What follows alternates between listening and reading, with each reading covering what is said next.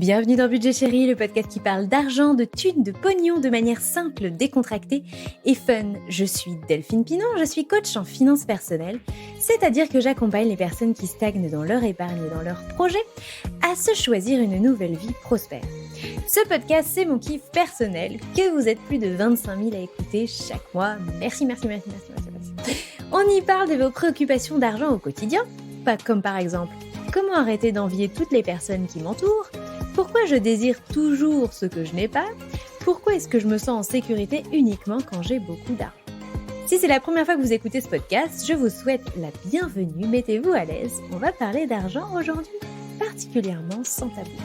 Sachez que vous pouvez me retrouver sur l'Instagram de Budget Chéri, c'est là où je suis la plus active, et aussi sur le compte Imo Chéri, là où je partage quelques photos, je sais pas assez, des chantiers en cours, celui de ma maison et de l'immeuble que j'ai acheté à Calais.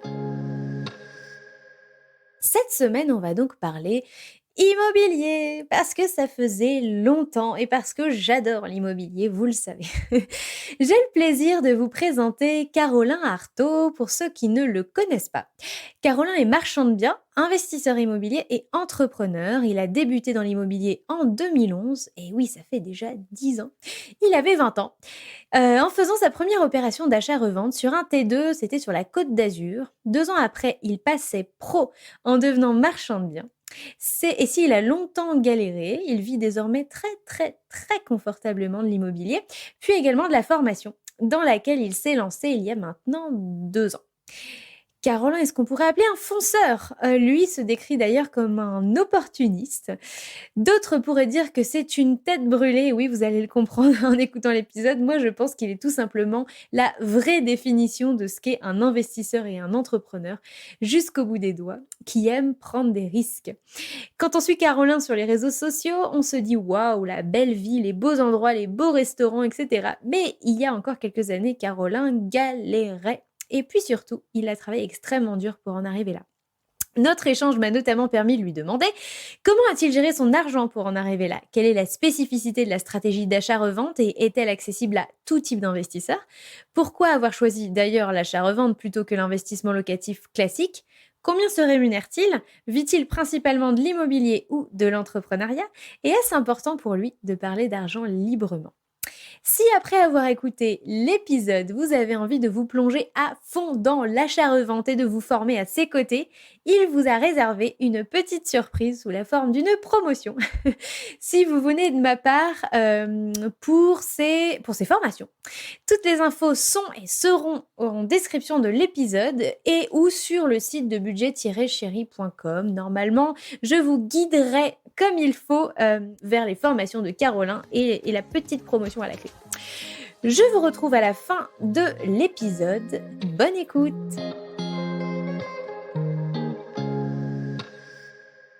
Salut Carolin! Salut! Merci d'avoir répondu positivement à mon invitation. Je sais que tu es très occupé, donc ça me fait encore plus plaisir. Écoute, merci à toi de m'avoir invité, ça me fait aussi très plaisir. Surtout que je découvre ton profil avec tout le contenu que tu apportes, donc ça va être super sympa. Cool. Quand on fait de l'immobilier, on se repose rarement et je sais que ta vie est assez trépidante. Donc voilà, je suis super contente de t'avoir. On va aujourd'hui parler d'immobilier. Ça faisait un petit moment que j'avais pas fait d'épisode sur l'immobilier. Et en plus, j'avais envie de faire un épisode sur un angle nouveau parce qu'on a déjà parlé de plusieurs choses. On a parlé du Pinel, on a parlé... oui, je rigole, mais bon, parce que c'était pas un épisode hyper élogieux sur le Pinel. On a parlé de la stratégie d'immeuble de rapport et puis aujourd'hui, on va parler d'achat-revente puisque ton activité immobilière principale, c'est une activité de marchand de biens. Exactement, d'achat-revente de biens immobiliers. Exactement. Même aussi un peu de promotion. Enfin, tu es en train d'aller sur ce sujet-là un petit peu d'ailleurs. De plus en plus vers la promotion et d'ailleurs tous les futurs projets que j'ai signés, c'est uniquement la promotion. Ok, bon, on va y revenir. On va pas rentrer tout de suite dans le vif du sujet. Alors, tu es... donc, on a dit marchand de biens. Tu fais aussi de la formation. C'est comme ça que je t'ai connu principalement. Tu as 30 ans, 31 ? 31, ouais. 31 et tu fais ça depuis du coup une bonne dizaine d'années, c'est ça ? Exactement. Alors les agences, non. Par contre, l'achat-revente, j'ai commencé il y a 10 ans. Exactement. Ouais, parce que du coup, tu t'es aussi diversifié dans des activités d'agent immobilier. On aura l'occasion d'en reparler. Alors, on va aller au commencement du commencement. J'aime bien poser cette question. D'où viens-tu? Dans quel environnement tu as grandi? Où est-ce que tu as grandi d'ailleurs? Et puis, qu'est-ce que on disait de l'argent dans ta famille quand tu étais petit? Ok. Alors, moi, j'ai grandi, bon, je suis parisien à la base, mais ensuite, j'ai déménagé sur la Côte d'Azur à l'âge de 7 ans. Donc, j'ai eu la chance de grandir sur la Côte d'Azur, parce que c'est quand même très sympa. Je viens d'une famille d'entrepreneurs. Donc, mes parents sont entrepreneurs. Au niveau de l'argent, ils m'ont toujours dit qu'il fallait en avoir beaucoup. Donc j'ai toujours eu cette motivation, cette ambition de gagner de l'argent. J'ai jamais eu de problème par rapport à ça. Et enfin, même mon problème plus jeune, c'était de me dire, ok, comment je vais faire pour réussir à gagner tout ce que je veux. Donc ça, c'était le problème plus jeune quand je faisais mes études. Ensuite, donc, j'ai commencé à travailler à l'âge de 16 ans justement pour mes parents. Ils avaient une boîte d'événementiel dans les bateaux, donc j'étais skipper pour bateau. À côté de ça, bien entendu, je faisais mes études. 17 ans, je fais mon premier crédit, j'achète un tout petit Zodiac avec lequel donc je fais ma première petite entreprise, avec lequel je fais de la location de bateau. À côté de ça, je fais toujours skipper pour l'entreprise de mes parents. Et à côté de ça, j'ai toujours mes études. À 20 ans, je me lance dans l'achat-revente de véhicules, c'est-à-dire que j'importe des véhicules, soit d'Allemagne ou d'Italie, que je revends en France en dégageant un bénéfice. Alors, j'ai la chance d'avoir un grand frère un petit peu plus âgé qui a fait l'achat-revente de véhicules. Donc, c'est lui qui s'est lancé en premier et j'ai simplement recopié ce qu'il a fait. Donc, ça m'a aidé. Et ensuite, encore une fois, mon grand frère s'est lancé dans l'immobilier avant moi. Donc, lui, il a bossé dans une agence 6 mois. Et ensuite, il a trouvé son premier bien avec lequel il a fait une opération d'achat-revente. Et donc, j'ai suivi exactement le même parcours. Ouais, mais en fait, c'est la jeunesse d'un. Tout le monde fait ça, en fait. Tout le monde commence à faire de l'achat-revente de voitures à 20 ans. En fait, tu te sentais en décalage ou tu t'étais créé un environnement de potes et tout qui vivaient à peu près la même chose, ou tes potes étaient plutôt, franchement, comme la plupart des jeunes de cet âge-là, c'est-à-dire on est plutôt porté sur voilà, kiffer son temps libre. À côté, voilà, il y a un peu d'études, mais globalement, on est plus porté vers le kiff que vers son début de carrière et essayer de bûcher pour construire quelque chose de pérenne, quoi. Alors, pas du tout. J'étais dans le même entourage que moi, entre guillemets, avec les mêmes personnes qui m'entourent, puisque, comme je te le disais, mon grand frère faisait ça. Donc, il avait des amis dans cet entourage-là. Et plus jeune, je restais beaucoup avec des personnes plus âgées. C'est bizarre parce que maintenant, je reste beaucoup avec des personnes plus jeunes. Ça, c'est un petit peu inversé. Mais ouais, non, je restais avec des personnes plus âgées. Donc, tout mon entourage avait entre 5 et 10 ans de plus que moi. Ils étaient tous à fond dans le boulot, à fond dans l'entrepreneuriat. À côté de ça, ça m'empêchait pas du tout de kiffer, de profiter, de faire beaucoup de sport, de sortir, de voir mes amis. Donc, l'un n'empêche pas l'autre. Ça ne m'a pas en tout cas empêché. Mais j'ai été très rapidement dans cet environnement-là et absolument pas, j'ai eu la chance d'être absolument pas dans un environnement qui va te dire bah, il faut pas faire ci, il faut pas faire ça, ou qui va essayer de te casser parce que tu fais en sorte de réussir. Hyper important. D'ailleurs, on dit souvent qu'on est la synthèse des gens ou des choses qui nous entourent, enfin des gens qu'on côtoie le plus. Et effectivement, si tu étais entouré d'entrepreneurs, de gens qui avaient un mindset qui était conforme à ce que tu cherchais, ou en tout cas qui t'a permis de te lancer, j'imagine que ça a été un atout. Et donc tu disais que tu t'étais lancé dans l'achat-revente à 20 ans, on va y revenir. Et donc, tu as commencé un parcours d'études supérieures.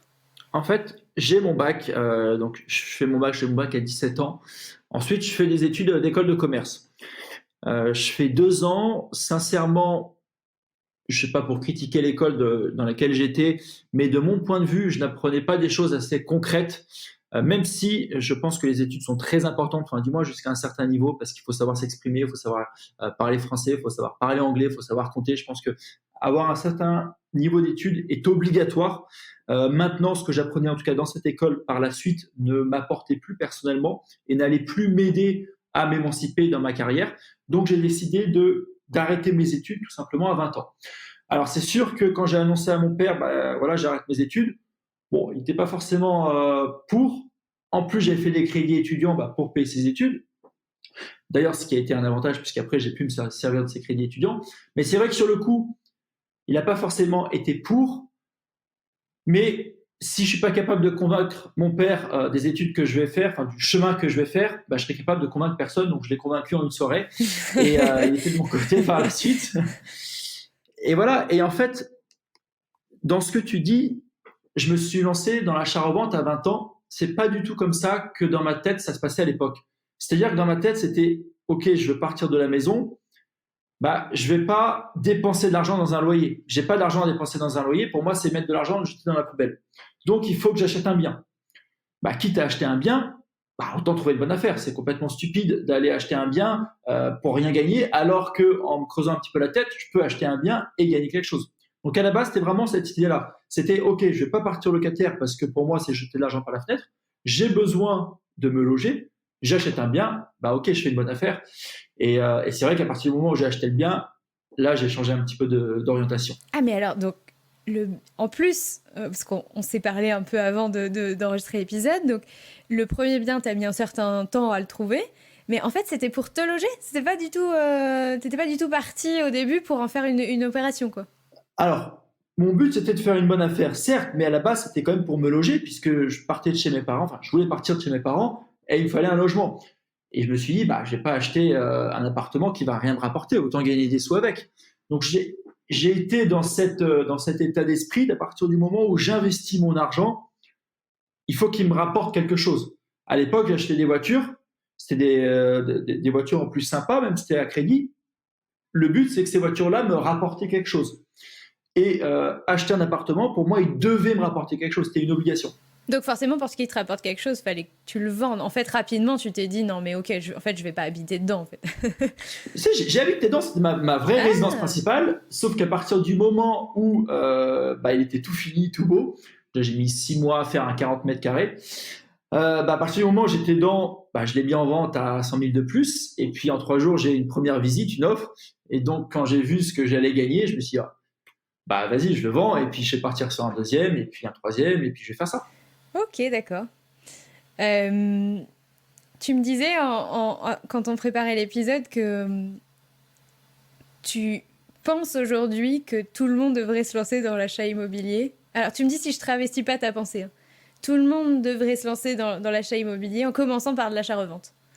Qu'est-ce qui... D'ailleurs, en fait, pourquoi t'as pas fait un truc lambda... Enfin, excusez-moi, je veux pas être péjorative, mais le truc lambda que tout le monde fait en investissement locatif, c'est j'achète un truc, j'y mets des locataires, et puis quand voilà, j'essaye de pas trop perdre d'argent, quand mon crédit sera remboursé, je commencerai peut-être à gagner de l'argent, voilà, on verra ce que ça va donner. Toi, c'était pas une option pour toi? Alors, justement, je vais reprendre un petit peu tes mots, c'est moi qui vais t'interviewer. Non, mais tu as dit quelque chose. Donc, j'achète un bien, je mets des locataires dedans et bah, j'attends en gros que le crédit soit terminé pour pouvoir commencer à toucher de l'argent. Donc, en gros, pendant 20 ans, je vais travailler beaucoup sur ce bien et pendant 20 ans, bah, il ne va rien me rapporter pour toucher les fruits dans 20 ans, pour toucher quoi, 500 ou 800 euros par mois. Est-ce que c'est vraiment avec ça que je vais décoller? Est-ce que c'est vraiment avec ça que je vais avoir la vie que moi, personnellement, j'ai envie? Bah, quand j'ai vu ça, je me suis dit non, je peux pas. Et c'est une des raisons pour laquelle je conseille fortement, alors pas tout le monde, mais une grande partie de la population de plutôt faire de l'achat-revente que l'investissement locatif. Et on va poser les chiffres tout de suite. On va prendre un exemple très concret. Imaginons, tu as 150 000 euros de capacité d'emprunt. C'est-à-dire que tu as un budget global, tu es allé voir ta banque, ok, tu peux emprunter 150 000 euros.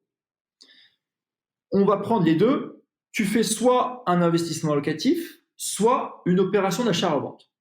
Prenons l'exemple d'un investissement locatif. Tu fais un très bel investissement locatif, tu achètes un bel immeuble de rapport, tu arrives à une rentabilité de 10%, il te rapporte 1 250 euros par mois.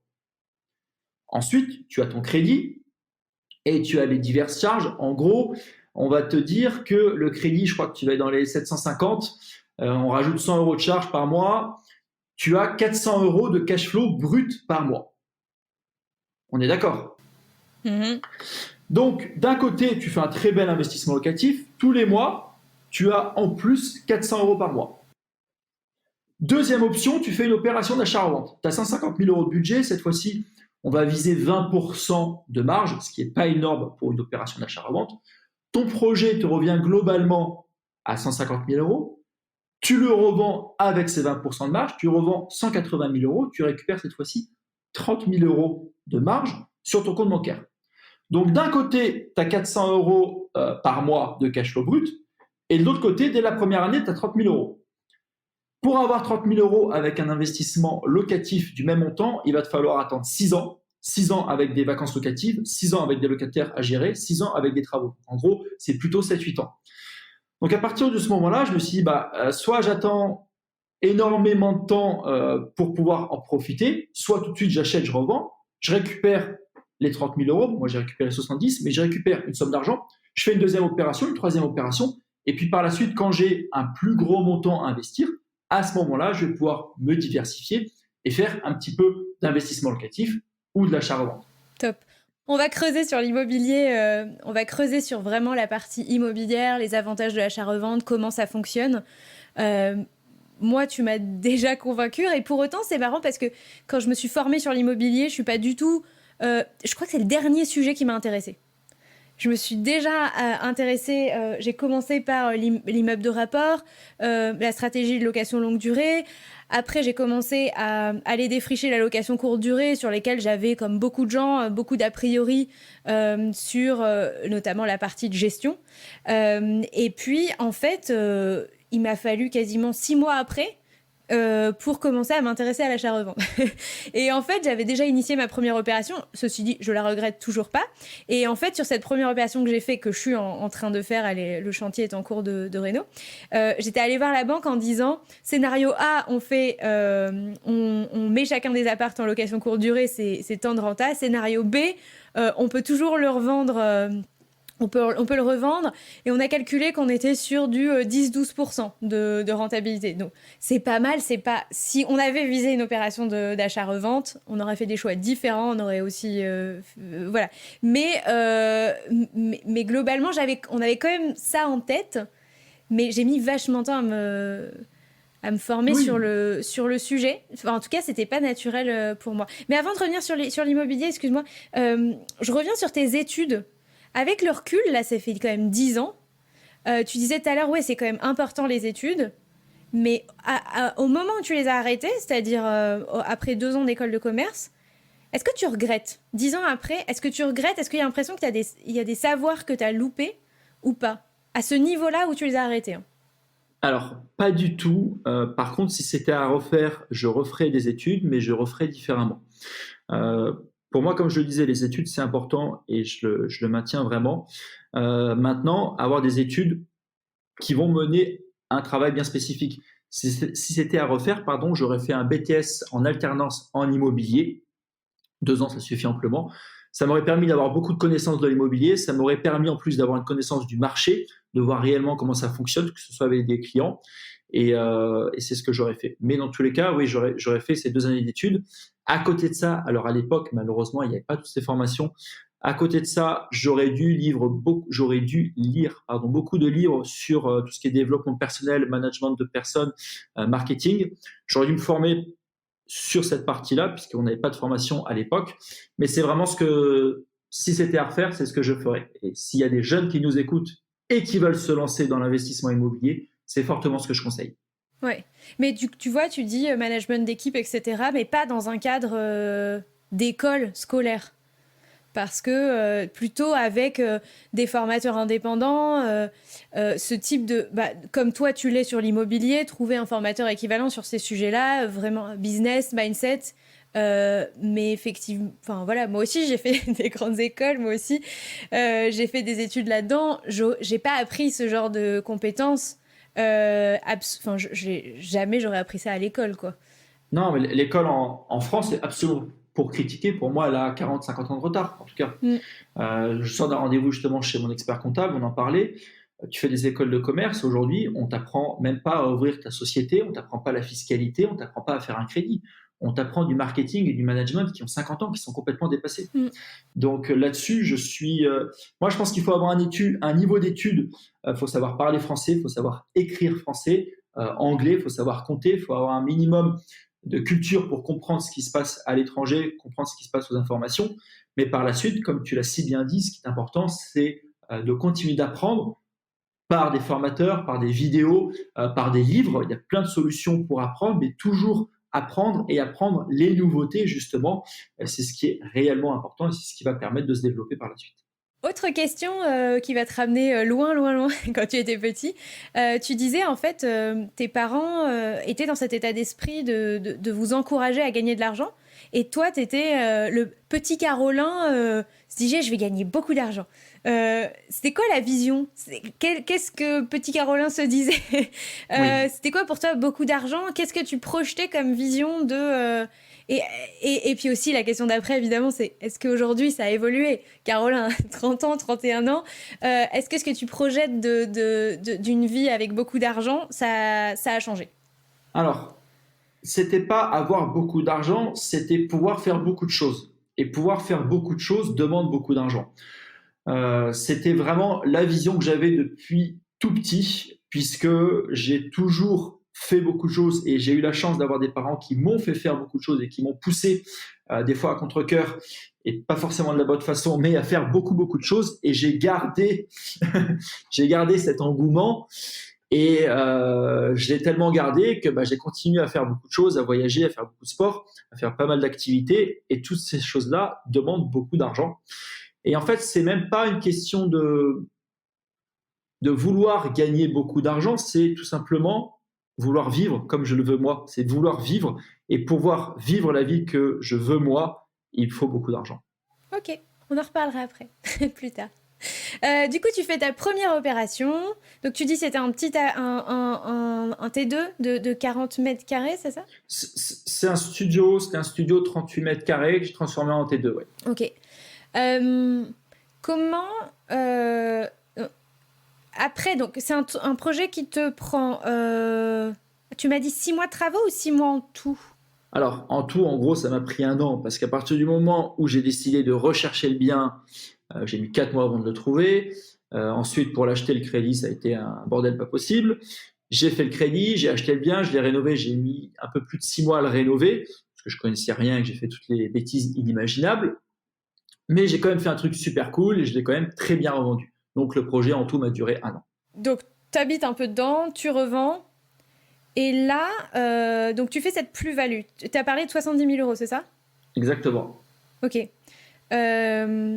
Et tu te dis quasiment instantanément, ça a pas mal marché sur celui-là, alors que c'était pas forcément mon plan de départ. Si là, j'en fais mon plan, ça va marcher du tonnerre. Du coup, comment s'organise l'enchaînement en fait? Qu'est-ce qui se passe à ce moment-là dans ta tête? Et comment tu décides d'enchaîner? Quelles erreurs tu décides de rectifier? Parce que c'est vrai que du coup, tu te dis, attends, si chacun de mes projets me prend 1 an, j'y suis encore dans un moment. Et surtout, je vais mélanger mes questions, c'est horrible, mais j'ai reçu la semaine dernière... Enfin, dans le dernier épisode, Alexandre Réard, qui est joueur de poker pro, et ça me fait penser à son système de gestion de la bankroll. Là, tu as 70 000 euros. Forcément, c'est pas... Enfin, comment est-ce que tu gères? Combien est-ce que tu décides de garder pour toi? Combien est-ce que tu décides d'allouer à un futur projet? C'est pas anodin, en fait, de faire ces choix, parce qu'il peut y avoir des implications qui sont assez importantes. Voilà. Toutes mes questions en vrac, vas-y. Alors, la première question, c'est comment je décide de passer à l'étape suivante, si je me rappelle bien. Exactement. En fait, j'ai 70 000 euros en gros sur le compte, mais je reviens à la case départ. Et là, je me dis encore une nouvelle fois, putain, est-ce que je vais trouver une autre affaire? Est-ce que j'ai vraiment pris le bon chemin? Parce que certes, j'ai trouvé une bonne affaire, j'ai fait une belle opération, mais dans le fond, je suis personne. Et je reviens à la case départ avec un petit peu plus de sous sur le compte, mais c'est pas ça qui va faire des miracles. Donc, j'ai encore une fois un petit moment de doute et je me dis, mince, il va falloir retrouver un bien, j'ai peut-être eu de la chance, est-ce que je vais retrouver une deuxième affaire? Bon, finalement, je retrouve une assez rapidement, beaucoup plus rapidement, je crois en 3 semaines, je retrouve quelque chose, puis je repars sur un deuxième projet, pareil, qui me reprend à peu près 1 année, et puis par la suite, j'ai pu enchaîner plus rapidement. Ensuite, ta deuxième question, c'était au niveau de la gestion de ta bankroll. La gestion financière. Alors, gestion financière, j'en ai pas. Et au jour d'aujourd'hui, j'en ai toujours pas. Et je pense que j'en aurai jamais. Pour la simple et bonne raison que j'aime bien me mettre dans l'embarras, si je peux dire, de manière polie. Ok. Voilà, j'aime bien ça. J'aime bien prendre des risques. J'aime pas du tout. Enfin, c'est pas mon truc, moi, de me dire une fois que j'ai vendu, bon bah, je vais placer ça là-dessus, je vais placer ci comme ça.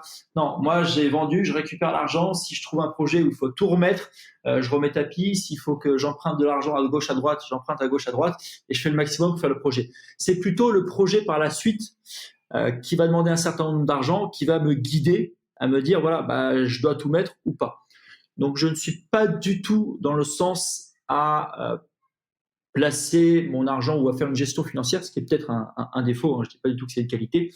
Mais en tout cas, c'est ma façon de faire à chaque fois. C'est bah, là d'ailleurs cette année, j'ai signé je ne sais pas combien de projets. Je ne sais pas du tout comment je vais faire parce que j'ai absolument pas les moyens pour tous les faire. Mais c'est ce qui me plaît en fait, c'est de me dire une fois qu'ils sont signés, bah voilà, là je vais devoir me bouger pour trouver des investisseurs, pour trouver des solutions. Et moi, c'est comme ça que j'avance et c'est ce qui me plaît. C'est assez inédit quand même. J'adore. Du coup, donc il y a une vraie appétence au risque. Tu fais partie de ces gens qui adorent se mettre des coups de pied au Voilà. c'est ton moteur. C'est comme ça que tu réussis à avancer. À partir de quand tu commences à vraiment en vivre et hausser ton train de vie? Parce que donc au début, donc t'es resté vivre chez tes parents, t'es parti un petit peu vivre tout seul et puis t'es revenu chez tes parents. Alors ça dure combien de temps? Du coup, et puisque j'ai si bien compris, tu réinvestis pas mal de ce que tu gagnes en fait dans des futurs projets, et ça a duré combien de temps cette phase? Et en fait, comment t'as vécu à ce moment-là, quoi? Est-ce que t'étais en mode je minimise mes besoins au max, je mange des pâtes? Bon, de toute façon, tu vis chez tes parents, donc tu devais pas manger des pâtes, mais est-ce que je suis en mode je minimise mes besoins à fond, s'il faut pas partir en vacances, je pars pas en vacances, etc. Ou alors, c'est plutôt ok, parce que en fait, voilà, t'arrives à. Ça rentre, ça sort, ça rentre, ça sort, et ça se goupille plutôt bien. Alors, non, c'est pas du tout ok, ça rentre, ça sort, ça se goupille plutôt bien. Pas du tout. Et même heureusement, puisque c'était sympa. Alors, pareil, un autre moteur que j'ai, je suis pas quelqu'un de forcément très dépensier, mais j'aime quand même voyager, donc j'ai quand même un minimum dépensé. Et en même temps, pour moi, c'est presque un investissement parce que quand je vais faire quelque chose de bien, quand je vais voir des belles choses, ça va me donner une motivation supplémentaire pour gagner encore plus d'argent. Alors que si je restais chez moi à rien faire et à tout économiser, au final, je me dirais, bon, ça me sert à quoi au final de gagner de l'argent si je peux pas en profiter un minimum? J'enlève mon ambition, j'enlève ma motivation. Donc, j'ai dépensé quand même un minimum d'argent. Alors, pas forcément enfin, pas dépenser en bêtises, mais voilà, voyager et faire des choses assez sympas pour me dire, bah voilà, ce que j'ai envie, là, je le touche un petit peu, je peux le faire le temps d'un week-end, je peux le faire 1 ou 2 fois par an, mais moi, j'ai envie de pouvoir le faire tout le temps. Et donc, quand je rentre de ces voyages, quand je rentre de ces week-ends, je suis encore plus motivé. Certes, j'ai dépensé de l'argent, je suis encore plus motivé pour me dépasser et pour en gagner encore plus. Ensuite, dans ce que tu disais, est-ce que je suis passé par des phases où je mangeais des pâtes, où c'était difficile? Oui, j'en suis passé par beaucoup d'ailleurs, pendant très longtemps. Comme je te disais, vu que des fois, pendant longtemps, je mettais tout. En fait, c'était même pas moi qui me bloquais, c'était que j'avais plus un sou, j'avais toutes les cartes bloquées, j'avais les banques qui m'appelaient parce que j'avais plus, tout simplement, j'avais plus un rond. Et donc voilà, carte bloquée, plus possible de faire les courses. Je devais vendre la voiture, donc plus à chaque fois, ça tombait l'hiver. Toujours l'hiver, j'étais en scooter, je me pelais. Et l'été, j'avais les sous, je pouvais acheter une voiture. Mais voilà, moi, je me mettais, quand je dis à poil, je me mettais à poil, je revendais la voiture, je revendais tout, je mettais tout dans l'opération. J'avais toutes les cartes bloquées. Et en même temps, ça m'amusait un minimum de vivre comme ça. Je retournais chez mes parents, j'avais un toit, j'avais des pâtes le soir, donc c'était pas non plus catastrophique. Et je savais dans tous les cas que j'étais en positif. À partir du moment où ça tombait, j'étais en positif. Le plus difficile à gérer, c'était le stress et les banques qui m'appelaient. Caroline, vous êtes négatif. Caroline, il y a la mensualité qui n'est pas passée. Ça fait 1 fois, 2 fois. Ça, c'est embêtant. En fait, c'est les gens qui nous appellent, qui nous le rappellent. C'est embêtant. Quand on est le week-end, on se dit, ah cool, je vais avoir personne qui va m'appeler, aucune banque, je suis tranquille. Et le lundi, ça repartait. et voilà, ça, c'était un peu compliqué. En même temps, je l'ai un peu vécu comme un jeu. Je me rappelle, j'allais voir mon banquier hyper positif pour lui exposer tous mes plans, en disant voilà, je vais revendre tant et tout, il faut trouver des solutions. Donc, je l'ai vraiment vécu comme un jeu où à chaque fois, je me mettais dans une situation difficile et je devais, par mon argumentation, par mon travail, réussir à m'en sortir. Ça a duré combien de temps cette phase un peu difficile? À partir de quand ça a commencé à... Est-ce qu'aujourd'hui, parce qu'en fait j'ai l'impression, tu vois, quand tu dis là j'ai signé je sais pas combien de projets, je sais même pas comment je vais les faire, t'as toujours pas de zone de sécurité? Ou en fait au jour le jour t'as pas de zone de sécurité, mais tu t'es mis à un moment donné dans une démarche de construction Non, patrimoniale, ou en fait, parce qu'en pas. fait c'est ça le truc avec l'achat-revente, c'est que t'achètes, tu revends, en fait il y a rien qui...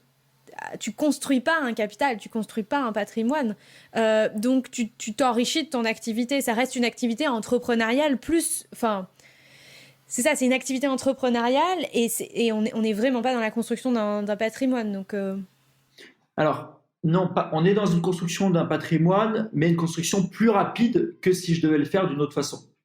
C'est-à-dire que là, par exemple, j'ai deux immeubles à la base, je voulais en vendre un et en garder un. En gros, en faisant l'opération, ça me faisait en loyer net à vie 12 000 euros par mois. J'ai décidé de tout vendre parce qu'en vendant tout, je récupère quasiment 3 millions. Ces 3 millions, je vais pouvoir repartir sur des autres projets et en récupérer peut-être 5-6 par la suite. Mais l'idée, pour moi, c'est jusqu'à 35 ans, c'est plus par rapport à l'âge, jusqu'à 35 ans, vraiment augmenter mon capital financier. À partir de 35 ans, cette fois-ci, là, je pourrais faire du patrimoine, mais au moins, je pourrais faire tout de suite du patrimoine avec des très gros loyers. Et c'est ce qui m'intéressait. Ce qui m'intéressait, c'est d'avoir vraiment des gros immeubles très bien placés et avoir des gros loyers tout de suite. Et payer cash ou utiliser le levier bancaire pour ça? Toujours le crédit. Okay. Je suis le roi du crédit, j'ai fait des crédits dans tous les sens. Donc... non, toujours en crédit. Le roi du crédit immobilier ou le roi du crédit tout court? C'est pas pareil. Non, immobilier. Après, j'ai fait crédit étudiant, conso jamais, auto jamais. J'ai fait un crédit bateau pour mon premier bateau. Mais non, crédit immobilier. Ok. Non, et c'est marrant que tu dis ça parce que du coup, la dernière interview que j'ai écoutée de toi, tu étais encore sur cet ancien projet où effectivement, en ce moment, tu es en train de construire 2 immeubles. L'idée, c'était d'en revendre un pour pouvoir payer l'autre cash et effectivement te générer une rente. Voilà. Visiblement, tu as changé d'avis entre-temps. Ça veut dire qu'aujourd'hui, tu n'as pas du tout d'immobilier locatif. Non, aucun. Aucun. Si, là, je vais avoir... après, ma résidence principale, je faisais un petit peu de location avec. Ouais. Et de temps en temps, si tu veux, il y a certaines opérations, il y a des appartements que j'ai achetés, que j'ai fait de la location avec pendant 2-3 ans, et puis j'ai revendu. Ok, d'accord. Okay. J'ai pas fait que de l'achat-revente, hein. J'ai fait de la location longue durée, j'ai fait de la courte durée, j'ai fait de la sous-location, colocation. J'ai tout fait, mais j'ai toujours revendu pour récupérer des bénéfices et partir sur des projets plus gros. Ouais, ok, d'accord. Parce que je t'entends, dans cette même interview aussi, tu disais qu'effectivement, une de tes erreurs, ça avait été de faire de l'achat-revente ta seule stratégie pendant très longtemps. Oui.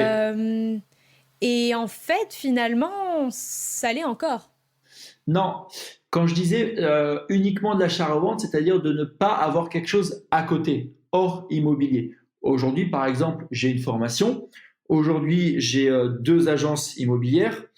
J'ai d'autres choses aussi. Source de revenus. J'ai d'autres entreprises dans l'immobilier, mais j'en parle pas encore. Voilà, exactement, qui sont liées à l'immobilier. Mais mon erreur a été de ne faire que de l'achat-revente et non, par exemple, de faire une agence. J'aurais dû le faire bien plus tôt. Alors, parlons de la spécificité de l'achat-revente. Parce que je comprends avec ce que tu dis que potentiellement, il y a un levier d'enrichissement plus rapide. En tout cas, on peut plus rapidement vivre de cette activité-là. D'ailleurs, on n'en a pas parlé, mais il y a un moment donné où tu passes d'un statut un peu amateur sur le sujet, où tu fais 1 ou 2 OP, à un moment donné où tu deviens professionnel sur l'achat-revente. Ça s'appelle marchand de biens. C'est d'ailleurs 2 ans après la 2e ou la 3e opération, c'est ça à peu près? En fait, j'ai fait une première opération en résidence principale en 2011. une deuxième en résidence principale en 2012. Ensuite, j'ai acheté une maison de village que j'ai divisée en 3 appartements que j'ai revendus. Et fin 2013, j'ai ouvert mon entreprise de marchand de biens. Ok. Alors, l'achat-revente, on est bien d'accord, t'achètes un truc pas cher, on va être schématique, tu le rénoves et tu le vends super cher. Et l'idée, c'est d'aller chercher une marge et tu dis, toi, ton minimum, c'est 20%. Exactement. Comment, alors, et en plus, quand je me suis formée sur ce sujet-là, ce que j'en ai compris, c'est que vraiment, on est sur un terrain de chasse complètement différent de l'immeuble de rapport, où un immeuble de rapport, pour aller lui chercher de la rentabilité, on a intérêt à chasser sur des zones où le foncier est plutôt inférieur à 2000 euros au mètre carré, alors que pour des stratégies d'achat-revente, on a plutôt intérêt à aller chasser sur des zones où le foncier, il est au minimum à 3000-3500 euros du mètre carré. Tout ça parce qu'en fait, le coût de la réno, il peut varier un peu, mais il est à peu près le même en fait sur ces zones. Globalement, le coût d'un artisan, il va être à peu près le même que la zone soit à 2000 euros du foncier ou à 6000 euros du foncier. À peu de choses près, c'est pas tout à fait vrai, mais à peu de choses près. C'est ça qui fait qu'en fait, c'est pas très intéressant de faire de l'achat-revente sur les zones. Il n'y a pas de marge de manœuvre en fait. Il y a peu de marge à dégager sur les zones où le foncier est faible. Tu souscris à mon analyse? On en a parlé justement avant le podcast, mais c'est exactement ça. Alors, je vais reprendre l'exemple que je t'ai dit tout à l'heure. Bon, c'est un exemple très démonstratif, mais c'est pour que les personnes puissent comprendre. On fait une opération d'achat-revente dans un secteur extrêmement coté, 10 000 euros le mètre. On achète moitié prix, on fait une bonne affaire, on achète à 5 000 euros le mètre. On rénove intégralement le bien, ça nous coûte 1 500 euros par mètre carré, ça nous revient à 6 500. En tous les cas, on va gagner 3 500 euros par mètre carré de marge. On passe cette fois-ci sur un secteur où le prix au mètre carré est de 1 000 euros. Pareil, on fait la même affaire, on achète à moins 50%, 500 euros du mètre carré, on rénove le bien, on va dépenser cette fois-ci 500 euros par mètre carré, ça nous revient à 1 000 euros par mètre carré, au final on ne gagne rien. Donc c'est pour schématiser, bien entendu, il est possible de trouver des bonnes affaires dans un secteur à 2 000, à 1 000 euros le mètre, mais on va avoir beaucoup moins de marge de manœuvre, comme tu l'as si bien dit, que dans des secteurs qui sont plus cotés, que dans des secteurs qui sont plus demandés. Et quand on part sur de la promotion, encore plus. Imagine, tu fais une construction dans un secteur où le prix au mètre carré est à 1 000 euros le mètre, ta construction te revient à 1 000, voire 1 200 euros ou 1 500 euros le mètre carré, tu gagnes rien, presque tu perds de l'argent. Alors que cette fois-ci, si tu pars sur un secteur où ça vaut 10 000 euros le mètre, ok, tu vas acheter le terrain plus cher, mais dans tous les cas, sur la construction, tu vas pouvoir marger beaucoup plus. Mais en fait, le problème dans ça, et c'est peut-être une barrière qu'on a, mais tu vas me dire ce que tu en penses, c'est que quand tu me dis, voilà, on est sur une zone à 5 000 euros, à 10 000 euros le mètre et on fait une affaire à 5 000 euros le mètre, en fait, il est là le problème. C'est que, globalement, comment tu trouves ton affaire à 5 000 euros le mètre, sachant que globalement, tout le monde est à l'affût de cette même affaire, qu'il y a plein de gens qui sont sur le coup, y compris pas que des investisseurs comme toi, c'est-à-dire des gens qui sont prêts sur ces zones-là à acheter pas cher, à faire les travaux eux-mêmes pour leur résidence principale, etc. En fait, il y en a plein. D'ailleurs, ces gens-là sont même prêts, s'il faut, à mettre 2000 ou 3000, bon, 2000 ou 3000 euros de mètre carré, la réno, je sais même pas si ça existe, mais globalement, toi, t'as un enjeu, oui, alors ok, t'as un enjeu de réduction des coûts qui est énorme, alors que eux peuvent se permettre de limiter la rentabilité, puisqu'en fait, ils vont habiter dedans. Donc, tu te bats vraiment avec tout le monde sur ces affaires-là. Donc, globalement, comment tu fais si c'est pas en ayant pardon pour la vulgarité, mais un putain de réseau de ouf? Comment tu fais, en fait, pour les trouver, ces bonnes affaires? Alors, premièrement, c'est vrai que c'est bien d'avoir un putain de réseau de ouf, mais au début, quand tu commences, t'en as pas. Moi, au début, j'avais 20 ans, j'allais voir les agents immobiliers. Voilà, j'ai tant de budget, je veux faire une bonne affaire. Et ils me disaient, bah, t'es gentil, mon coco, mais tu vois, toute l'agence, on a le même budget que toi et on aimerait aussi gagner autant que ce que tu nous dis. Donc, ce que tu veux aujourd'hui, ça n'existe plus. Voilà, ça marche plus. Donc, ça, c'est le discours que beaucoup de personnes vont te dire. Maintenant, ce qui est intéressant, c'est, voilà, tu as la marge à l'achat où forcément, tu vas, comme je te le disais, tu vas acheter un bien 2 fois moins cher parce qu'il est en piteux état, parce que tu as beaucoup de travaux, parce que tu vas faire une bonne négociation. Mais ça, c'est la première partie, et c'est vrai que c'est une partie un petit peu plus difficile, c'est une partie de biens qui sont un petit peu plus difficiles à trouver. Tu as la deuxième partie qui est beaucoup plus simple à trouver, c'est d'ailleurs, allez, on va dire 50, voire 60%, peut-être même un bon 60% de mes opérations, c'est acheter un bien qui est totalement au prix. Cependant, grâce au travail que tu vas lui apporter, grâce à la valeur que tu vas lui apporter, tu vas pouvoir le revendre plus cher, alors qu'à la base, tu l'as acheté complètement au prix. Je te prends un exemple. Tu achètes mon premier appartement. Typiquement, l'exemple. J'ai trouvé l'appartement sur un magazine. Pourtant, sur les magazines, pour qu'il arrive sur un magazine, il faut qu'il soit passé sur Se Loger, Le Bon Coin, en agence, que l'agence est payée pour le mettre sur le magazine. Donc, il y a tout le monde qui l'a vu. Un magazine. À Je la savais base, même pas qu'il y a 10 ans, on achetait ouais. encore sur magazine. Non, ouais, comme quoi. Et en fait, j'ai acheté un studio à rénover que j'ai payé au prix. Je n'ai pas fait une bonne affaire parce que je l'avais payé 220 000 euros et ce n'était pas une bonne affaire par rapport à l'appartement que c'était. Par contre, le fait de l'avoir transformé en 2 pièces, de l'avoir bien rénové, ça m'a permis de le revendre plus cher. Pourquoi ? Parce que à quasiment coup sûr, même si tu as une surface égale, un 2 pièces se revendra plus cher qu'un studio, un 3 pièces se revendra plus cher qu'un 2 pièces, et ainsi de suite. Donc ça, c'est une première stratégie qui est la stratégie de la création de pièces. Tu as une deuxième stratégie que j'ai aussi énormément faite, c'est la division de l'eau. Tu prends par exemple un grand appartement de 60 mètres carrés complètement à rénover, tu vas le payer, je prends un exemple de ce que j'ai souvent fait, c'était les 60 mètres carrés et 240 000 à rénover. Je le divise en deux, je fais 2 petites pièces de 30 mètres carrés complètement rénovées, clé en main, je les revends à des investisseurs. Et le 30 mètres carrés bien rénové, je le revendais, je revendais un côté fenêtre, je le revendais 240. Et puis l'autre qui était un petit peu moins bien, je le revendais 200 000. Donc au final, l'opération globale me revenait à 300, j'arrivais à faire 140 dessus, tout simplement en faisant une division de l'eau, parce que plus on va réduire le nombre de mètres carrés, plus en général le prix au mètre carré va augmenter. Donc voilà, il y a création de pièces, division de l'eau, il y a aussi le changement de destination de l'eau. On achète des murs commerciaux qu'on va transformer en habitation, on achète des garages qu'on va transformer en habitation. Tu as aussi la surélévation, je t'ai donné l'exemple tout à l'heure, mais je vais le reprendre maintenant.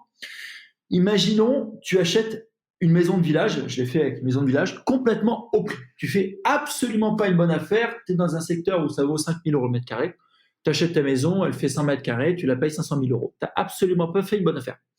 Par contre, tu as acheté un potentiel. C'est-à-dire que le potentiel de cette maison, qu'est-ce que c'est ? C'est le fait de pouvoir surélever. Tu peux surélever de 100 mètres carrés, imaginons.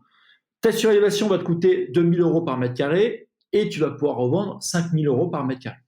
Tu revends la partie basse exactement le prix que ça t'a coûté, 500 000 euros. La partie supérieure t'a coûté 200 000 euros. Elle en vaut 500, tu fais 300 000 euros de bénéfice, alors qu'à la base, tu n'as absolument pas fait une bonne affaire. Et enfin, à construction, tu achètes un terrain sur lequel tu vas construire une maison. C'est là-dessus où tu peux, par la suite, vraiment exploser tes bénéfices. Mais comme quoi, tu n'es pas forcé d'avoir le meilleur réseau du monde. Par contre, ce qui est important, c'est d'être formé et lorsque tu vas rentrer dans un bien, de tout de suite voir les différentes possibilités. Quand tu rentres dans un bien, ok, qu'est-ce que je peux faire ? Quelle valeur je vais pouvoir ajouter au bien ? Et aussi de voir très rapidement combien ça va me coûter de pouvoir faire telle ou telle transformation. Et ensuite, tu prends ton téléphone, j'achète tant, je vais faire ça, je sais que je vais pouvoir revendre tant, ça me coûte tant, oui ou non, est-ce que je fais l'opération ? Et aujourd'hui, tu travailles avec des équipes pour ça, pour la partie transformation. Il y a des gens qui te font des plans et tout. Tu mets des architectes sur le coup, mais au début, j'imagine que pendant longtemps, t'as fait tout seul. Alors, aujourd'hui, pendant longtemps, j'ai tout fait tout seul. Aujourd'hui, toute cette visualisation, c'est encore moi qui l'a fait. Et je m'estime sans aucune prétention meilleur que beaucoup d'architectes là-dessus parce que c'est mon métier d'investisseur.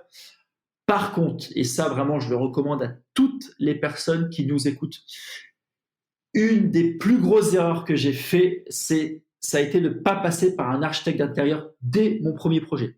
C'est-à-dire que c'est très bien de visualiser, c'est très bien de dire ok, je vais faire un 2 pièces, ça va me coûter tant.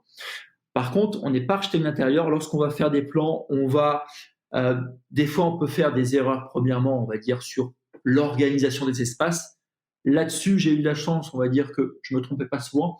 Mais l'architecte d'intérieur, là où il peut surtout intervenir, c'est faire des plans extrêmement précis, c'est-à-dire avec l'emplacement des prises au centimètre près, l'emplacement des spots au centimètre près, les évacuations d'eau, les alimentations d'eau, l'électricité, pour pouvoir donner par la suite aux artisans et pour faciliter le travail de l'investisseur et pour faciliter le travail des artisans. Donc vraiment, je recommande à toutes les personnes qui nous écoutent, prenez un architecte d'intérieur, même si vous savez comment vous allez faire vos plans, lui au moins va vous faire des plans techniques et ce sera beaucoup plus simple pour vous de travailler et pour les artisans. Quand on regarde un peu sur ton Instagram la nature des projets que tu fais, on voit que c'est, je crois qu'on peut dire haut de gamme, quoi. Tu t'es souvent positionné sur ce genre de truc, en tout cas sur tes projets récents. Moi, je te suis pas depuis 10 ans. Notamment parce que il me semble qu'un de tes critères numéro 1 de chasse, c'est l'emplacement. Il y a un truc sur lequel tu transiges pas. On dit souvent, il y a 3 critères pour bien investir en immobilier: l'emplacement, l'emplacement et l'emplacement. Mais c'est probablement une règle d'or que tu t'es appliquée, qu'on retrouve. Et la philosophie est complètement différente quand on fait de l'immeuble de rapport. Tous les gens qui ont écouté l'épisode sur les immeubles de rapport avec Club Immobilier, la stratégie est complètement différente. On va chasser des zones qui sont vraiment différentes, qui n'ont pas forcément ce potentiel.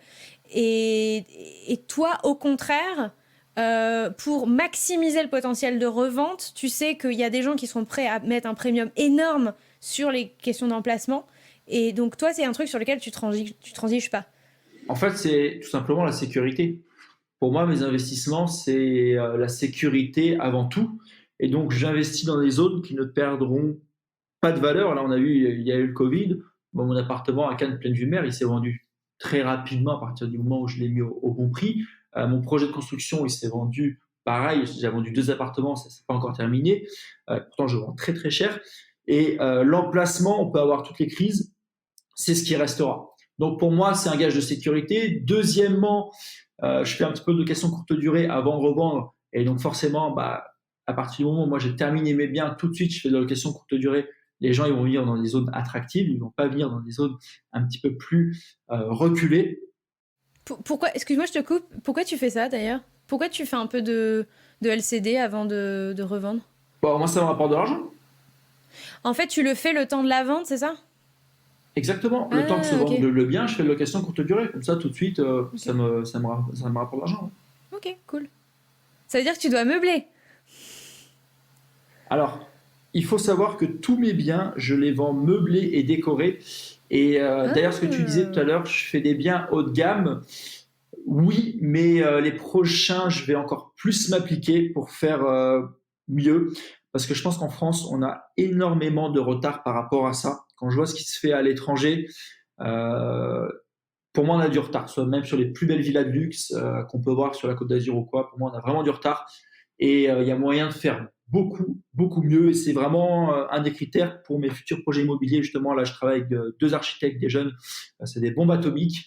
Et là, le but, c'est de faire vraiment les plus beaux biens possibles. Et à chaque fois, moi, je vais en meubler, décorer avec tout clé en main. Et alors, ça, c'est ouf parce que c'est hyper rare en France. Donc, forcément, je vais te poser des questions. Il y a vraiment un public pour le clé en main avec les meubles et tout? Enfin, intuitivement, moi, je me dis, attends, les gens, ils ont des trucs quand même. Ou alors tu vas dire, oui, tu vas les laisser faire sur tout ce qui est rangement, étagère, machin, mais globalement, tu vas leur fournir le canapé, le meuble télé, bon, la cuisine à salle, enfin, ce qui reste, oui, un super lit, etc. Ouais, je sais pas, intuitivement, je me dis, il y a un vrai public pour ça, et du coup, tu arrives à vraiment t'y retrouver? Alors, plusieurs choses. Premièrement, pourquoi je vends meublé? Un bien meublé paraît plus grand qu'un bien vide. Et moi, comme j'ai fait beaucoup de divisions et de tout petits appartements, j'ai même fait un 2 pièces dans 21 mètres carrés, donc c'était microscopique. Et si j'avais pas meublé le bien, la personne qui allait acheter aurait pas pu voir que ça allait passer avec le lit, le dressing, tout ça. Elle aurait dit, non, la chambre est trop petite, je peux pas mettre un lit, je peux pas un dressing. Alors qu'à partir du moment où tout est meublé, tout est bien pensé, au final, ça passe. Donc, premièrement, un bien meublé paraît plus grand. Deuxièmement, ça permet d'avoir l'effet coup de cœur. Lorsque tu rentres dans un bien meublé, tout de suite, tu te sens bien, tu as la chaleur, tu as tout ça. Et donc, tu vas être beaucoup plus être attiré par cet endroit-là qu'un endroit vide qui est froid où tu n'arrives pas à te projeter. Troisièmement, comme tu l'as dit, comme je te l'ai dit, je fais de la location courte durée. Donc moi, je meuble, même si ça me coûte un billet, au final, en 3 semaines de location, j'ai récupéré tous mes meubles, tout l'investissement que j'ai mis pour mes meubles. Donc, je perds pas du tout d'argent par rapport à ça. Quatrièmement, la personne qui va acheter derrière, elle peut déduire les frais notaires sur les meubles. Donc, ça lui permet d'enlever 8% sur la valeur des meubles. C'est toujours un billet de 2 000 € pour eux gagner. Et enfin, ça va dépendre forcément de ta cible. Moi, ma cible, en général, c'est des personnes qui font des investissements locatifs. Donc, c'est des étrangers, ils veulent un bien clé en main, ils n'ont strictement rien à faire. En plus, je leur fais déjà les annonces sur Airbnb. Ils ont simplement à acheter. Ils récupèrent le tableau Airbnb, ils récupèrent le compte Airbnb et ils ont tout, ils n'ont rien à faire. Ou alors des étrangers, c'est-à-dire c'est de la résidence secondaire. Donc les personnes, ils viennent avec leur valise, ils n'ont rien besoin de plus. Et sur toutes les opérations que j'ai faites, c'est la première fois cette année que justement ma résidence principale, que les personnes ne prennent pas mes meubles. À chaque fois, ils ont toujours pris l'intégralité, ils ont adoré, ils ont toujours tout pris. T'arrives à te le faire financer par la banque? Ouais. Ouf. Bon, il y a des trucs pour ça, mais ok. Et alors, c'est pas anodin que j'enchaîne sur cette question-là parce que en préparant cet épisode, il y avait un truc que j'avais pas perçu avec l'achat-revente. C'est une forme d'indépendance vis-à-vis de la banque. À la fois, tu as besoin de la banque pour acheter le bien, et en même temps, c'est sur une durée extrêmement limitée. Contrairement à d'autres stratégies immobilières où effectivement, tu en prends pour la durée de détention. Et est-ce que déjà je me trompe? Est-ce que c'est un critère pour toi? En fait, le fait de ne pas accumuler finalement les projets sur le temps, de ne pas être limité, si tu as besoin, tu revends, etc. Est-ce que pour toi, c'est un critère? Est-ce que tu le vois comme une forme d'indépendance? Ou est-ce que, en fait, non, parce qu'aujourd'hui, tu as tellement de projets en parallèle que, en fait, de toute façon, là, tu es arrivé à un niveau où tu as quand même une forte dépendance vis-à-vis de la banque et ton endettement, il est assez important. J'ai toujours eu une forte dépendance par rapport aux banques. Donc non, pour moi, ça ne me change rien. Ce n'est pas une vision par rapport à la banque où je me sens endetté ou quoi que ce soit. Ça, non, pas du tout. C'est, Ok. ouais, non, pas du tout. Tu investis aussi à l'étranger, notamment, il me semble que vous faites construire à plusieurs une villa à Bali. Voilà. Euh, c'est pour la... C'est pour... alors, c'est particulier en plus la législation à Bali parce que si je ne me trompe pas, vous êtes propriétaire sans lettres. En tout cas, ça a une durée assez limitée. L'idée, c'est de revendre. L'idée, c'est d'en faire de la LCD. Est-ce que tu as réussi à te le faire financer, sachant que c'est à l'étranger? Ou est-ce que... Alors, je sais que vous êtes plusieurs, mais est-ce que tu as dû le payer cash, celui-là? Alors, très bonne question. On va faire rapide sur l'investissement à l'étranger. Premièrement, je déconseille pour les personnes qui débutent d'investir à l'étranger. Ah Enfin, oui, oui, oui. même Ouais. pour moi, sincèrement, je gagnerais plus à investir en France qu'à l'étranger. Donc, comme tu l'as dit, on fait construire une villa à 6 à Bali. Donc, ce sera pour faire de la location courte durée, mais je pense qu'on va la revendre assez rapidement. En tous les cas, on va faire une bonne marge. Je pense qu'on va faire au moins 30% de marge sur l'opération d'achat-revente, plus les locations. À côté de ça, je fais construire avec ma copine une villa à Touloum, cette fois-ci qui sera destinée à un petit peu de location à achat-revente. Je pense que cette fois-ci, on va faire du 100% de marge, vu la villa qu'on va faire. Mais, j'achète comptant, on ne se fait pas financer.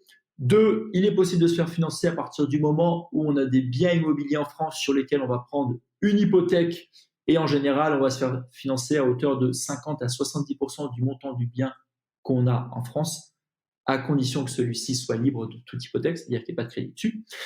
Voilà. Après, l'investissement à l'étranger, moi, je le fais par plaisir, je le fais pour apprendre de nouvelles choses, parce que je pense que dans la vie d'un investisseur, c'est bien aussi pas de se diversifier, mais de voir un petit peu ce qui se passe ailleurs, d'apprendre de nouvelles choses.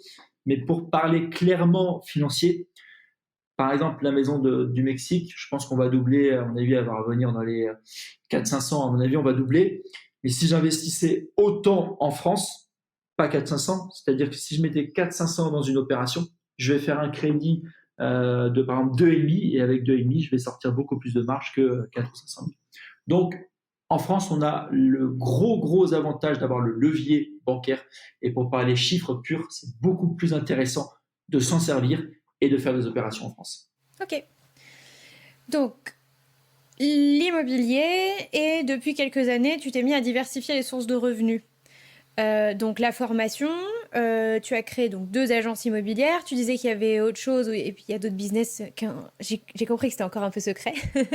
Euh, j'ai failli dire quelle mouche t'as piqué. Non, mais est-ce que l'idée, est-ce que vraiment dans ta tête c'était, on parle beaucoup hein, de diversification de ses revenus, de ne pas dépendre d'une seule source de revenus. Est-ce qu'il y avait vraiment cet impératif chez toi? Est-ce que ça s'est fait, il y avait cet impératif, mais finalement ça s'est fait relativement naturellement comme prolongement de ton activité, de te mettre à faire d'autres choses. Euh, Comment aujourd'hui enfin, comment tu t'es lancé dans la diversification en gros? Alors, comme je le disais, j'ai jamais eu de plan d'action de diversifier ou quoi que ce soit, et encore moins à l'époque. Mais par contre, je dirais que je suis un opportuniste là-dessus. On m'a proposé une opportunité de formation, bien que la formation, j'ai commencé, je crois, 2018, 2019. En réalité, moi, ça faisait depuis le début que j'ai commencé à investir dans l'immobilier où je formais, mais bon, j'accompagnais tous mes amis, puisqu'à partir du moment où tu commences à gagner de l'argent assez rapidement, des grosses sommes d'argent, forcément, bah, tu as tous les copains qui veulent faire pareil. Donc, j'ai aidé tous mes amis à faire pareil. Et donc, après, j'ai eu cette opportunité de formation qui s'est présentée.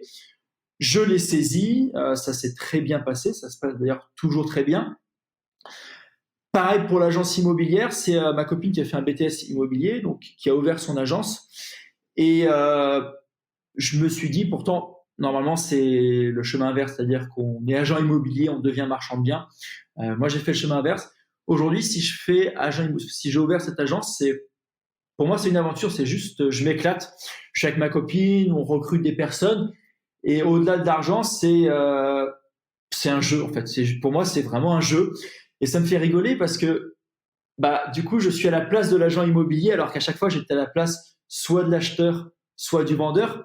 Et maintenant, je suis à la place de l'agent immobilier. Ça me fait un petit peu bizarre, mais en même temps, pour moi, c'est super bien parce que je sais exactement ce qui se passe dans la tête de l'acheteur. Je sais parfaitement ce qui se passe dans la tête du vendeur. Donc, j'arrive à être un bon agent immobilier puisque je négocie de la bonne manière et je fais en sorte de relier les personnes de la bonne manière. Et ça m'éclate.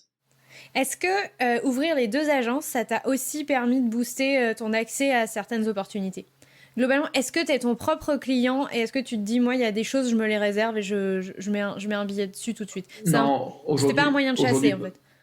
non, aujourd'hui pas du tout. Par la suite, oui. Aujourd'hui, comme on est en train de, en fait, l'agence, moi, ça fait quoi? Ça fait 2 mois que je me suis mis dedans, Mm. que j'ai récupéré une part. Ça va très vite. On a beaucoup de signatures à venir. Ça va même plus vite que ce que je pensais. On a une deuxième on n'est même pas encore ouvert. On a déjà, en réalité, on n'a même pas encore le cabis. On a déjà peut-être 3 ou 4 signatures de compromis. Donc, je suis encore chez comptable pour accélérer, parce qu'on va devoir toucher les sous. Et je vais en avoir une troisième à Paris, je vais en avoir une quatrième. Donc, je suis un peu dépassé par les événements. Donc là, je ralentis. Il y a les 4 à faire, ce sera déjà très bien parce que ça demande beaucoup de travail. Mais non, pour le moment, c'est simplement mettre en place un système qui va réussir à s'automatiser, à se gérer tout seul. Et par la suite, moi, ce que je voudrais, en fait, c'est créer une petite armée de personnes qui va, premièrement, faire leur métier d'agent immobilier. Deuxièmement, m'apporter des bonnes affaires et en apporter pas qu'à moi, en apporter aussi à tous mes participants de ma formation, puisqu'aujourd'hui, via mes agences immobilières, je propose des biens rentables à mes participants de ma formation. Pas plus tard que ce matin, justement, je suis allé voir le premier bien que j'ai proposé à un participant de formation une opération rentable qui vient de terminer, donc un appartement qui est divisé en 2. Je viens de voir le résultat ce matin, j'étais super content parce qu'il a fait un truc super cool. Et voilà, et par la suite, en fait, c'est de créer cette armée, en fait, c'est créer tout un écosystème où, en gros, j'ai une personne qui achète ma formation, qui me fait confiance, qui se forme dans l'immobilier et à qui, derrière, eh bien, je peux lui proposer un bien rentable, peu importe où il se trouve en France, puisque j'ai développé ce réseau qui va pouvoir répondre à sa demande. J'ai une question, je sais pas si tu vas la trouver un peu piège, mais par rapport à ton profil, extrêmement avec une forte appétence au risque, très opportuniste comme tu le dis, saisit vraiment les choses qui la balle au bon. Euh, Est-ce que les gens qui viennent à toi ont ce profil-là, les gens qui veulent se former à tes côtés? Est-ce que tu cherches ça aussi un petit peu dans les gens que tu formes? Et est-ce que finalement, si on se retrouve pas du tout dans cette description et que on se dit oh là là, en fait j'aime pourquoi pas l'achat-revente, mais moi j'aurais besoin d'un peu plus de cadre et de stabilité dans ma façon de le faire. Est-ce que finalement c'est ok de se tourner vers toi et voilà, est-ce que tu arrives finalement à accompagner des gens qui en fait ont pas du tout la même façon de penser de toi? Est-ce que justement un de tes challenges c'est peut-être de les amener dans ton mindset? Je sais pas. Alors, attention, ce que je fais avec mon cas, je le fais pas avec les autres. Donc, tu vois, même quand je vais faire investir ma copine, je prends toutes les précautions du monde parce que je veux pas me planter. Et forcément, lorsque j'ai fait ma formation, j'ai pas pris mon cas en tant qu'exemple, mais je suis parti de la personne la plus stricte avec la plus cadrée, la plus peureuse, la plus ci, la plus ça, pour faire en sorte d'accompagner cette personne pour atteindre ses objectifs. Si aujourd'hui tu veux être un bon formateur et que tu veux former qu'un type de personne, forcément ça va pas marcher. Par contre, les personnes avec lesquelles je travaille et je m'associe, par exemple, l'autre agence immobilière, je me suis associé avec un participant de ma formation. Ouais, c'est un mec qui est exactement comme moi. C'est un jeune, il fonce tête baissée et c'est ce qui me plaît. Et par contre, ouais, pour m'associer dans mes business, alors ça ne veut pas dire que je m'associe qu'avec ce type de personnes et ça ne veut pas dire qu'on ne prend pas les précautions. Loin de là. Par contre, on est fonceur à 100%. En fait, c'est même pas être fonceur, pour moi, c'est juste une aventure et c'est vivre, en fait, tout simplement. C'est juste vivre. Donc, je décrirais même pas comme être fonceur. Est-ce que on t'a déjà traité? Est-ce qu'on t'a traité? On n'est plus des ados, mais est-ce qu'on t'a déjà dit que tu étais un marchand de rêve? Parce qu'on le dit beaucoup des formateurs en immobilier. C'est Ah, on est des. On me l'a déjà dit probablement par derrière, ou vendeur de rêve ou marchand de rêve. Et en même temps, pour moi, bah, vaut mieux être un vendeur de rêve qu'un vendeur de cauchemar. Donc, je le prends comme comme un compliment. Maintenant, il y a vendeur de rêve avec du concret et il y a vendeur de rêve avec du flan. C'est-à-dire que tu peux avoir un vendeur de rêve, en gros, qui va réussir grâce à la vente de formation, qui a jamais fait d'immobilier. Donc ça, c'est un vendeur de rêve, mais pour moi, c'est un peu péjoratif. Et tu vas avoir un vendeur de rêve qui a réussi grâce à l'immobilier et qui vend de la formation. Donc moi, j'ai aucun mal et aucune gêne à me dire que oui, bah, la formation, ça me rapporte de l'argent. J'ai aucun problème avec ça à le dire parce qu'il faut le dire. Il y a beaucoup de formateurs qui s'en cachent. Ben non, moi, ouais, ça me rapporte de l'argent et j'ai aucun problème avec ça. Mais à côté de ça, ma formation, je l'ai sortie en 2018 ou 2019. Ça faisait 8 ou 9 ans que je faisais de l'immobilier auparavant. Je ne l'ai pas sortie avant et je l'ai sortie sur une thématique que je connais dans ma formation. Donc, je ne parle pas d'immeuble de rapport. Je n'ai jamais acheté d'immeuble de rapport. Je parle uniquement de ce que j'ai fait. Alors, j'ai fait pas mal de choses, donc c'est cool. Mais voilà, par rapport à beaucoup de formateurs qui vivent de leur vente de formation, j'en vis aussi, mais ma source de revenus principale reste l'immobilier. c'est ça que je trouve un petit peu gênant. Alors, moi aussi, par ailleurs, je vends de la formation sur l'activité de sous-location professionnelle que j'ai lancée. Mais ce que je trouve un petit peu gênant pour avoir suivi tellement de formateurs dans la phase où je me formais de manière intensive, c'est effectivement cette confusion des genres entre qu'est-ce qui vraiment te permet de vivre le lifestyle que tu montres. Et en vrai, quand tu décortiques les mécanismes, et surtout pour les formateurs qui se positionnent sur de l'immeuble de rapport, euh, par rapport aux marges, mais tu l'as dit tout à l'heure, hein, par rapport à la capacité de se rémunérer quand on fait ces stratégies-là, on se dit, en fait, je suis désolée, pardon, mais en vrai, probablement qu'une bonne partie de ton lifestyle, c'est le fruit de ton entrepreneuriat, et notamment dans la formation, versus tes activités immobilières. Et c'est là où je trouve qu'il y a une forme de malhonnêteté de de jouer sur cette confusion, de ne pas l'assumer et effectivement de laisser penser que c'est l'activité immobilière et la stratégie qui fait l'objet de la formation qui a mené à ça. Ça m'intéresse pas de citer des noms, je trouve pas ça très intéressant, mais en fait ça suscite, c'est vrai, beaucoup de méfiance chez les gens ou beaucoup de discussions sur les forums sur Facebook, de gens qui disent mais est-ce que vraiment quelqu'un a déjà réussi dans cette stratégie-là à en vivre et à avoir ce type de lifestyle. Donc, En fait, pour t'y répondre très clairement, non. Aujourd'hui, moi, je connais aucune personne qui est devenue multimillionnaire en faisant des immeubles de rapport. En tout cas, à ma connaissance, comme ça. J'en connais aucune. Euh, et je ne sais pas si j'en connais. Et c'est pour ça que moi, je parle de l'achat-revente. Parce que par contre, des marchands de biens qui sont multimillionnaires, qui ont vraiment réussi, il y en a plein. Alors, ils ne sont pas forcément sur les réseaux. Et en général, ils ne sont pas du tout sur les réseaux. Et moi, j'en connais de noms qui sont 10 fois plus forts que moi, 10 fois au-dessus de moi. Et par contre, ouais, ils font de l'achat-revente, ils font du marchand bien. Alors, ça ne leur empêche pas de faire des investissements locatifs, de l'immeuble de rapport, mais pour exploser, il n'y a pas photo. Après, attention, je ne critique absolument pas cette stratégie. Loin de là, je pense que c'est très bien, ça permet de se lancer, ça permet d'avoir un cash flow positif, ça permet de se créer un patrimoine. Je ne critique absolument pas.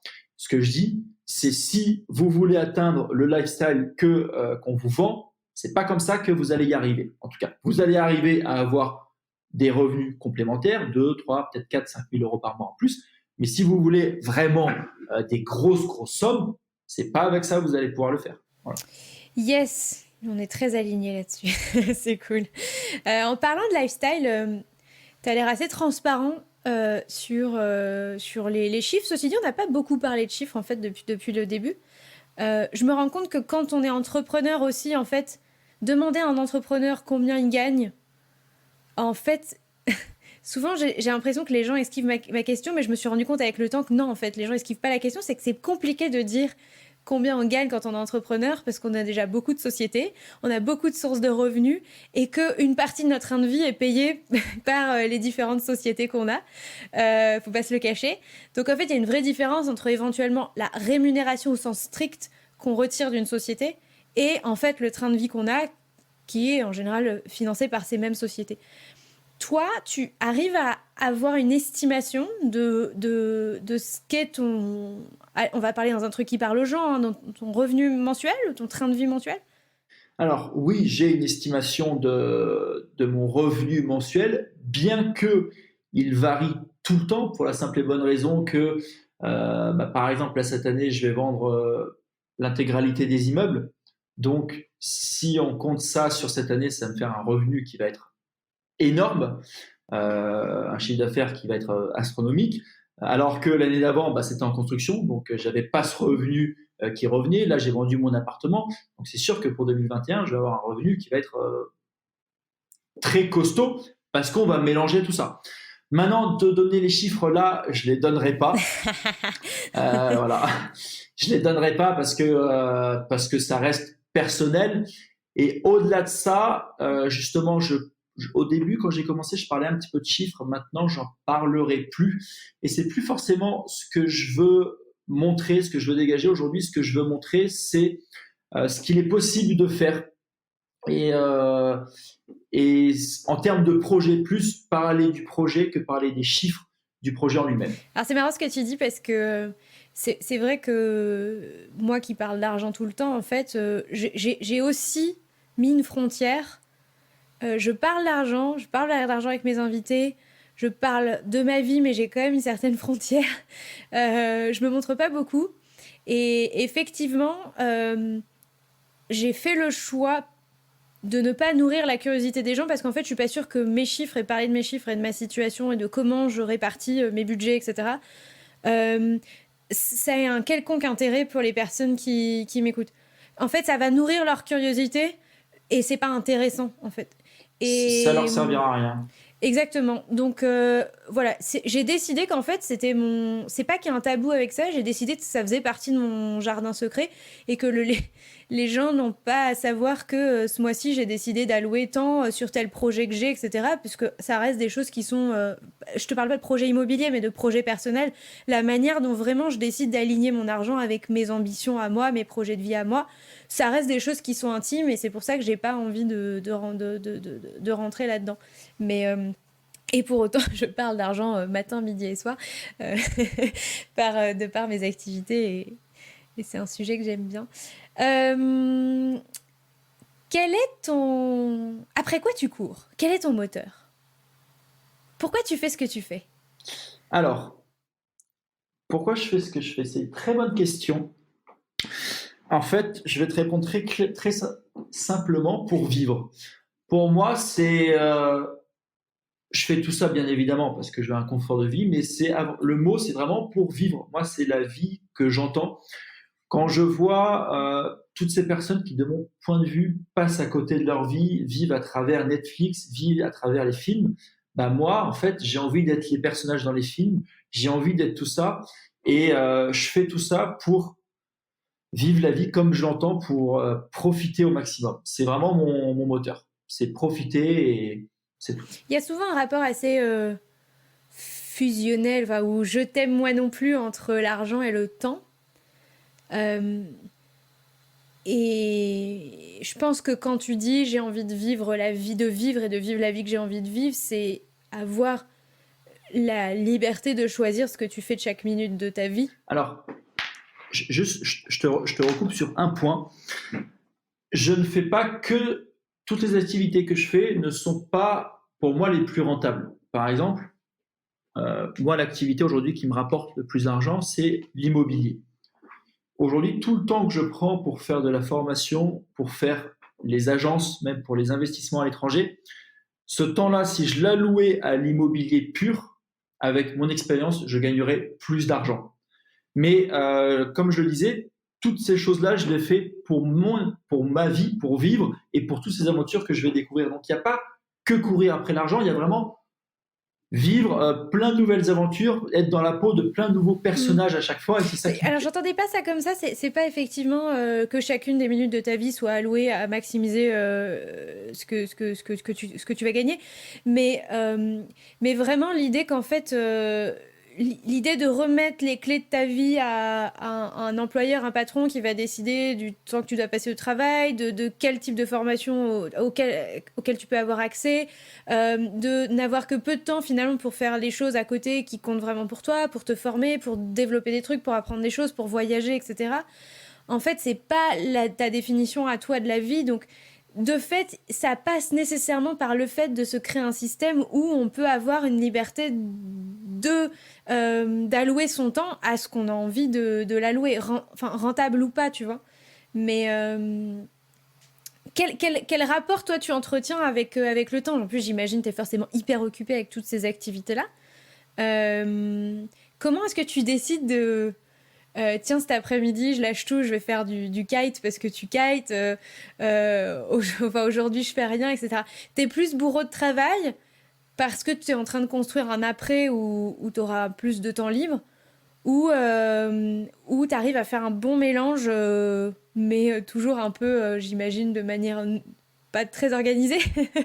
J'étais le bon mélange de manière pas très organisée. Et là, en ce moment, je suis un bureau de travail. Là, je fais du 7h, 23h, enfin 6h, 6h30, 23h tous les jours. Et tu as dit une chose intéressante. Tu as dit, tu es un bureau de travail pour après avoir de la liberté. En fait, il y a un gros problème, je pense, en France, c'est que pour beaucoup de personnes, le mot travail est perçu comme une difficulté, comme quelque chose de difficile, d'embêtant.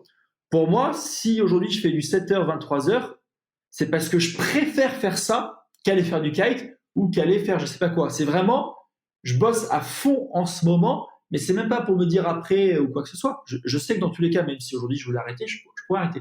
Mais j'aime tellement ce que je fais que le matin, je me réveille tout seul à 5h30, ma copine, elle pète un plomb parce que je suis réveillé à 5h30, parce que j'ai envie, je pense à ça, et parce que je m'éclate. En fait, c'est vraiment parce que je m'éclate. Alors, ça va durer un temps, certainement, mais en ce moment, là, franchement, je m'éclate à bloc et je fais ça tout le temps. Voilà. Tu ressens pas du tout de phénomène d'épuisement parce que, en fait, qu'on soit salarié ou entrepreneur, on peut facilement se mettre dans une routine épuisante, enfin trop travailler et finalement devenir l'esclave de son propre business plutôt que d'être l'esclave d'un patron. Ça fait très lutte des classes, mais en tout cas, voilà. Enfin, bref, tu m'as compris. Toi, tu te sens pas là-dedans ou c'est juste un moment de ta vie où tu te sens dans l'énergie d'accélérer Non, là, j'ai une et t'es énergie de bien fou. et voilà. Et tu sais qu'en fait, c'est normal, c'est ok, ça va pas durer, c'est un cycle. T'en profites, t'es sur le haut de la Voilà. vague, et puis que en fait, quand ce sera plus là, tu passeras à autre chose et tu changeras d'équilibre, quoi. Exactement. Moi, je ne suis attaché à rien, à toutes mes entreprises. Si demain je devais les arrêter, perso, j'en ai rien à faire. Je suis absolument pas attaché à ça. Donc, pour l'instant, ça me plaît. Comme tu disais, je suis dans une super énergie. Quand je n'aurai marre, bah, je dirai stop. Voilà. Mais là, je kiffe trop. Voilà. Est-ce que tu te fixes des objectifs?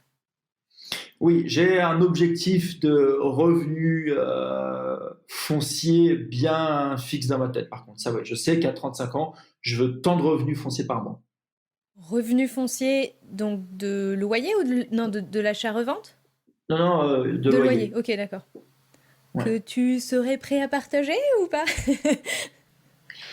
Non, j'aimerais ouais, dans les 50. 50 000 par mois de revenus fonciers, c'est ça? Voilà, de loyer, De ouais. loyer. Ok, c'est dit. Cool. Bel objectif. Voilà.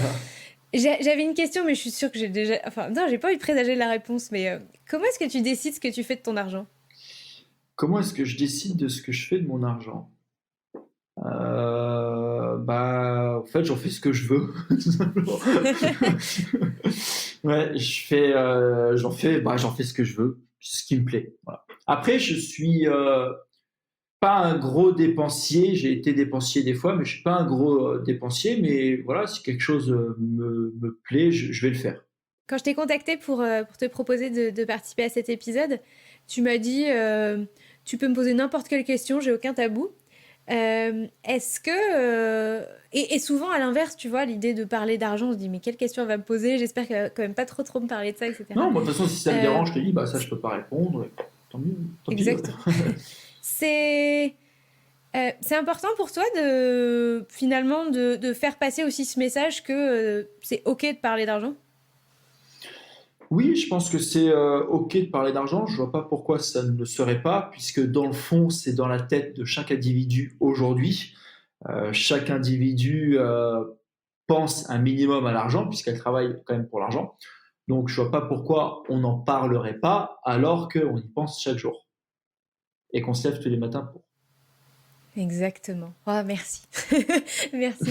Tu prêches une convaincue. Euh, je vais te poser une nouvelle question que j'ai décidé de poser à partir de maintenant à tous mes invités. Mais est-ce que tu verrais, un peu comme tu sais, les bucket challenge ou ce genre de truc où on challenge quelqu'un pour faire un truc, voilà, bon, on lance un défi.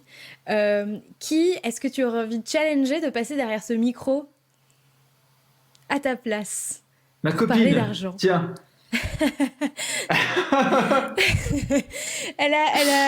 C'est pas aussi simple pour Ah, elle ce que pour sera toi de parler différent. d'argent? Mais voilà, ce serait, bah voilà, t'as ma réponse. Ok. Et maintenant, si tu avais envie d'interpeller les auditeurs qui sont arrivés jusque-là, et voilà, tu as envie de leur parler, de les interpeller, quelles questions tu aurais envie de leur proposer pour les interpeller? Quelle question ou quelle chose j'aurais envie de leur dire? Vas-y, comme tu veux. C'est ton moment. Ah, c'est my time. Non, alors, ce que j'aurais envie de leur dire, et de plus en plus, et ça je l'ai remarqué depuis pas forcément très longtemps, quand je regarde un petit peu les gens dans la rue, alors pas forcément les jeunes, mais à partir de 35-40 ans, et quand on regarde d'ailleurs les statistiques, tu as énormément de déprimes. Je crois que le peuple français est celui qui consomme le plus d'antidépresseurs. Et en fait, il y a un mal-être général Et en fait, il y a beaucoup de personnes qui deviennent de plus en plus malheureuses, qui sont malheureuses dans leur couple, qui sont malheureuses dans leur vie, mais qui ne font rien pour.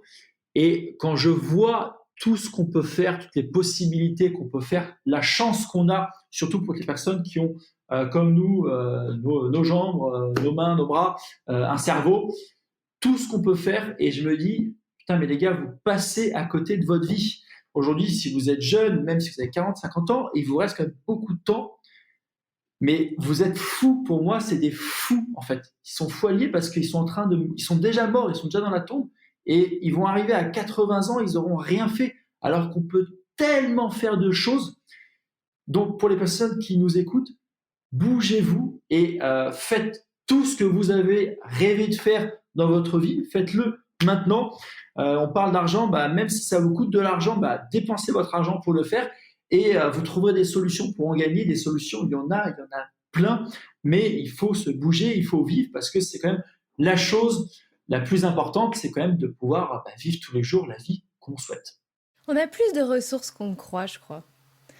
Quand on vit dans une... Finalement, quand on est dans son train-train, quand ça ronronne pour nous, on perd totalement le lien, la connexion avec nos ressources profondes.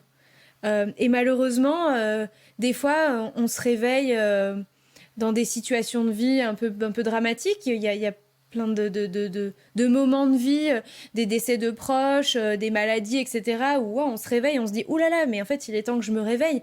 Et là, on se reconnecte avec ces choses-là. Et là, on se met à revivre à un moment donné. Et il faut en passer par là pour voir que on ronronne totalement et que, effectivement... Et j'ai souvent... Ça m'arrive souvent de demander aux gens... pas dans le podcast d'ailleurs, mais je devrais peut-être le faire, de demander aux gens qui dans leur entourage a un effet repoussoir. Qui est la personne? Ils se disent non mais je veux tout sauf la vie de cette personne et j'essaierai de faire tout pour ne pas vivre la vie de cette personne. Et effectivement, des gens qui passent à côté de leur vie, quoi. Et qui est la personne qui a un effet repoussoir autour de vous? Voilà, posez-vous la question et dites-vous ok, donc maintenant, à partir de maintenant, je fais tout pour ne pas vivre la vie de cette personne et pour me bouger les fesses. Merci pour ce message, Carolin. Voilà, avec plaisir. Où est-ce qu'on peut te retrouver? Alors, tu es beaucoup sur Insta?